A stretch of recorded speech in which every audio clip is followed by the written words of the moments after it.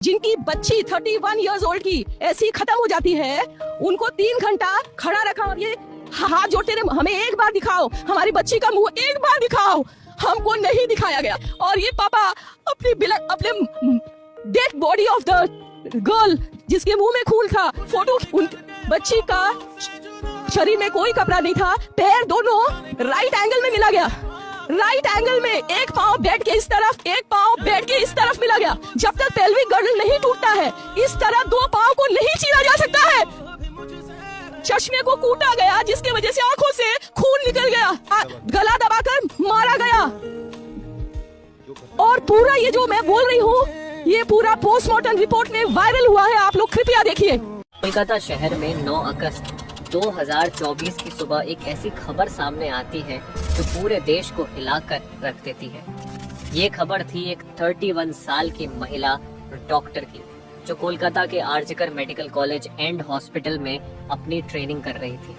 Hospital जैसे सुरक्षित माने जाने वाले जगह पर इस महिला डॉक्टर का मर्डर एंड रेप होना काफी चौंकाने वाला था। इस घटना का खुलासा तब हुआ जब डॉक्टर के डेथ बॉडी का पोस्टमार्टम किया गया। इस रिपोर्ट ने लोगों की रूह तक को हिला दिया, क्योंकि यह मामला सिर्फ एक मर्डर का नहीं था, बल्कि इससे कहीं ज्यादा खौफनाक केस था। पोस्टमार्टम रिपोर्ट में खुलासा हुआ कि उस डॉक्टर की हत्या गला घोंटकर की गई थी, इतनी ताकत से कि उनका थायराइड कार्टिलेज तक टूट गया था। इस हत्या के पहले डॉक्टर ने अपनी जान बचाने के लिए कोशिश किया था। इसका सबूत उनके शरीर पर मिले कई निशानों से मिला। सबसे डरावना सच तब सामने आया जब डॉक्टर के प्राइवेट पार्ट्स पर घावों के निशान पाए गए। इससे साफ हुआ कि यह सिर्फ मर्डर का मामला नहीं था, बल्कि ये रेप के बाद किया गया एक खौफनाक हत्याकांड था। हॉस्पिटल के परिसर में इतनी बड़ी घटना हो जाती है और किसी को कान खबर तक नहीं होती। क्या उस रात कुछ ऐसा हुआ था जिसे जानकर आप गुस्से से बौखला जाओगे? क्या वहाँ कोई और था जिसने इस क्रूर घटना को अंजाम दिया? और अगर था तो आखिर कौन था? इन्हीं सवालों के जवाब खोजते हुए हम आज की इस वीडियो में आपको बताएंगे कि आखिर क्या हुआ था उस रात इस मेडिकल कॉलेज के शांत माने जाने वाले परिसर में। जब आपको सच का सामना होगा तो यकीन मानिए आपके भी रोंगटे खड़े हो जाएंगे। Guys, before starting this video let me tell you कि मैं यहाँ पर उन फीमेल डॉक्टर को श्रुति नाम से रेफर करने वाला हूँ, एंड ये उनका रियल नेम नहीं है, सो कंफ्यूज मत होना। श्रुति एक जूनियर डॉक्टर जो कि कोलकाता के RG Kar medical college and hospital से अपनी डॉक्टर की ट्रेनिंग ले रही थी 8 अगस्त 2024 को। और दिन की तरह श्रुति अपनी नाइट शिफ्ट पर होती है और वह अपनी जॉब कर रही होती है। तभी रात के 11 बजे उन्हें अपनी मदर का फोन आता है, जैसे कि हर दिन आता था, क्योंकि पेरेंट्स को तो अपने बच्चों की चिंता हमेशा होती है। श्रुति की मदर उनसे पूछती है कि क्या तुमने खाना खा लिया और तबीयत वगैरह तो ठीक है तुम्हारी? जिसके रिप्लाई में श्रुति बोलती है कि उनकी तबीयत एकदम ठीक है और वो बस अभी कुछ पेशेंट्स को देखने जा रही है, जिसके बाद वो अपने कलीग्स के साथ बैठकर खाना खाएंगे। अपनी मदर से बात करने के बाद श्रुति पेशेंट्स को देखने राउंड पर निकल जाती है। सारे पेशेंट्स को देखने में और अपना काम खत्म करने में श्रुति को रात के 2 बज जाते हैं, जिसके बाद वो अपने कलीग्स के साथ जाकर हॉस्पिटल कैंटीन में ही बैठ जाती है, जहां मिलकर ये लोग अपना खाना भी खाते हैं और साथ साथ थोड़ी बातें भी करते हैं। खाना खाते खाते और बात करते हुए रात के 3 बज जाते हैं और इस वक्त श्रुति थोड़ी थकान सी फील कर रही होती है, तो वो अपनी थकान दूर करने के लिए इस हॉस्पिटल के 4th फ्लोर में बने सेमिनार हॉल में जाकर रेस्ट करने लगती है। श्रुति के रेस्ट करते करते सुबह के 7:30 बज जाते हैं, पर वो तब भी इस सेमिनार हॉल से बाहर नहीं आती, जो कि काफी ज्यादा अनयूजुअल था, क्योंकि श्रुति कभी भी आधे 1 घंटे से ज्यादा का ब्रेक नहीं लेती थी। हॉस्पिटल का एक वर्कर जो कि सुबह की शिफ्ट स्टार्ट होने से पहले हॉस्पिटल के सारे रूम्स को चेक कर रहा होता है, और वो ऐसे ही सारे रूम्स को चेक करते हुए इस सेमिनार हॉल की तरफ आता है। जैसे ही वो सेमिनार हॉल के बाहर आकर उसका गेट खोलता है, उसकी आंखों के सामने होता है एक भयानक नजारा, जिसे देखकर वो बहुत जोर से चीख पड़ता है। इस वर्कर की चीख सुनकर आसपास के लोग वहां इकट्ठा होने लगते हैं और देखते हैं कि सेमिनार हॉल के अंदर श्रुति की बॉडी बिना कपड़ों के पड़ी हुई है और उसके बॉडी पर कुछ ब्लड के निशान भी हैं।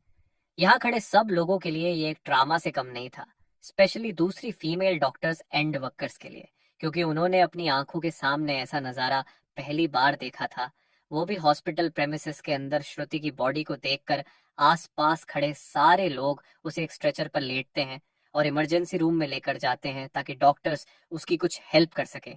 काफी देर तक डॉक्टर्स के स्ट्रगल करने के बाद भी एट द एंड श्रुति कुछ घंटों के बाद अपना दम तोड़ देती है। हॉस्पिटल में कुछ लोग थे जो कि इस मर्डर एंड रेप केस को एक नॉर्मल केस जैसा दिखाने की कोशिश कर रहे थे, जस्ट बिकॉज कि वो इस हॉस्पिटल का नाम बचा सके। बट जब पोस्टमार्टम रिपोर्ट्स आती हैं तो सब दूध का दूध और पानी का पानी हो जाता है।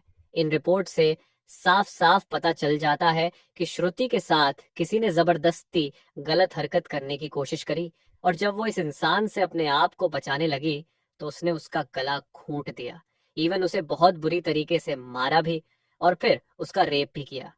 ये सारे प्रूफ मिलने के बाद ये केस पुलिस को हैंड ओवर कर दिया जाता है एंड पुलिस वाले इस क्रिमिनल को पकड़ने के लिए लग जाते हैं। सबसे पहले पुलिस उस क्राइम सीन पर ही छानबीन करती है जहां ये सब हुआ था।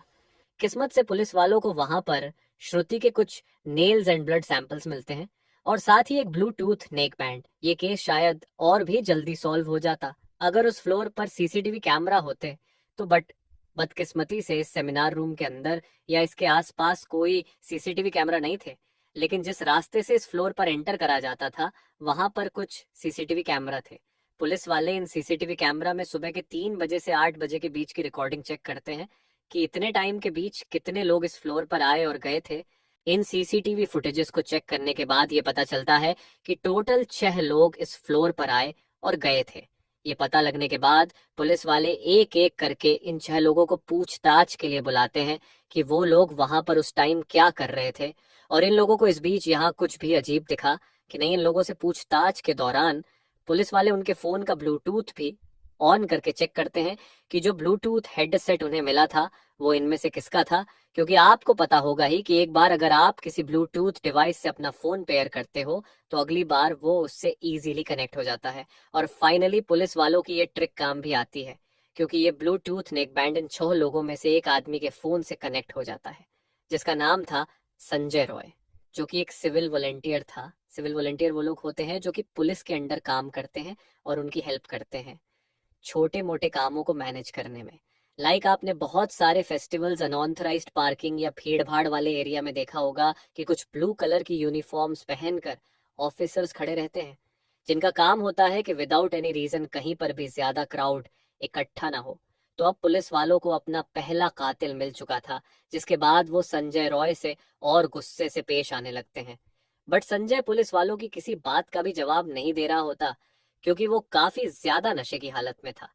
इस बीच पुलिस वाले संजय का फोन भी चेक करते हैं जिसमें उन्हें भर भर के पोर्नोग्राफिक कंटेंट मिलता है जिससे उनका शक यकीन में बदल चुका था कि संजय ही श्रुति के मर्डर का मेन कल्प्रीट है। इसके बाद पुलिस वाले संजय रॉय को और ज्यादा डराने लगते हैं एंड फाइनली वो डर कर अपना गुनाह कबूल भी कर लेता है कि उसने ही श्रुति को मारा है और उसका रेप किया है। ये पता लगते ही कुछ पुलिस वाले और प्रूफ्स कलेक्ट करने संजय रॉय के घर जाते हैं जहां पर उन्हें एक शू मिलता है जिसके ऊपर कुछ खून जैसे ही धब्बे थे। तो पुलिस वाले उसका सैंपल कलेक्ट कर लेते हैं। थोड़ी और तलाशी लेने पर पुलिस वालों को संजय के घर के बाहर कुछ कपड़े सूखते हुए दिखते हैं और ये वही कपड़े थे जो कि उस दिन संजय ने पहने थे क्योंकि ये सब सीसीटीवी कैमरा में कैप्चर हो गया था जिससे जाहिर था कि संजय ये प्रूफ मिटाने की भी कोशिश कर रहा था। बट जब संजय को पूछताछ के लिए पुलिस स्टेशन में लाया गया था उस वक्त वो काफी ज्यादा नशे की हालत में था। तो क्या वो ये सब बस इसलिए कर रहा था ताकि उसे कम सजा मिले, जस्ट बिकॉज वो उस वक्त नशे में था।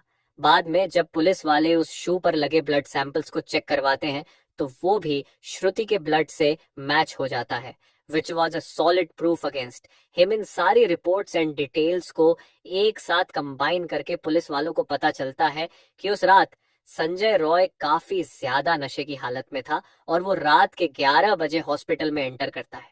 संजय अक्सर उस हॉस्पिटल में नाइट शिफ्ट किया करता था तो उसे यहाँ की काफी अच्छी नॉलेज भी थी कि कहाँ पर कैमरा है और कहाँ पर नहीं। तो वो आराम से इस हॉस्पिटल के 4th फ्लोर पर जाकर बैठ जाता है क्योंकि वो नहीं चाहता था कि कोई उसे ज्यादा नशे की हालत में देखे, वरना वो अपनी जॉब से हाथ धो सकता था। 4th फ्लोर पर आते ही वो अपना आराम से सो जाता है। जब उसकी आंख खुलती है तब तक सुबह के 3 बज चुके थे। तभी संजय की नजर श्रुति पर पड़ती है, जो कि रेस्ट करने सेमिनार हॉल में जा रही थी। श्रुति को अकेला देखकर संजय के इरादे बिगड़ने लगते हैं। वो पहले काफी देर तक इस फ्लोर के चक्कर लगाने लगता है, ये कंफर्म करने के लिए कि कोई यहाँ पर ज्यादा आ तो नहीं रहा। जब उसे लगता है कि हाँ उसका रास्ता साफ है, तो वो 4 बजे सेमिनार हॉल के अंदर एंटर करता है और फिर वहां से 4:45 पर बाहर आता है। इन 45 मिनट्स तक श्रुति के साथ इस आदमी ने क्या क्या किया होगा और वो कितने पेन से गुजरी होगी, ये सोचकर ही किसी का भी दिल सहम जाएगा। स्पेशली श्रुति के पेरेंट्स, जिन्होंने इतनी उम्मीद से और सैक्रिफाइसेस करके अपनी बच्ची को डॉक्टर बनने भेजा था, एंड श्रुति अपने पेरेंट्स की अकेली बेटी थी, तो उनके लिए तो ये किसी सदमे से कम नहीं होगा। एंड गाइस, ये केस अभी भी क्लोज नहीं हुआ है और 23 अगस्त तक संजय राय को कस्टडी में रखा जाएगा। इस कातिल इंसान के साथ क्या होना चाहिए आप कमेंट में जरूर बताना, और इस केस रिलेटेड जानकारी देखने के लिए चैनल सब्सक्राइब करें। Thank you.